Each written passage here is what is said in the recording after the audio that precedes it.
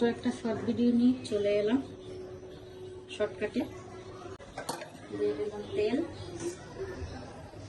নিয়ে নিলাম পেঁয়াজ, দিলাম মরিচ, সব দিয়ে দিলাম। উপকরণগুলো দিয়েছি, একসাথে করে নিয়েছি। জিরে, হলুদ সব আছে, নেব।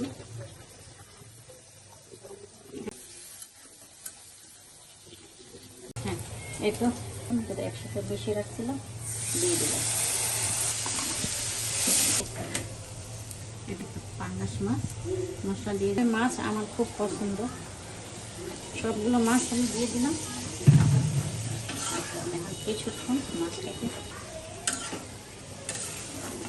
দেখো, আমার মাছটা এটার জন্য আমি একটু পানি দিয়ে দিলাম, দিলাম পানি।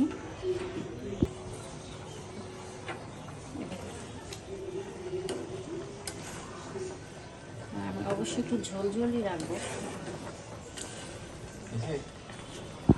মাছের রেসিপিটা হয়ে গেছে, কাঁচা মাছের রেসিপি।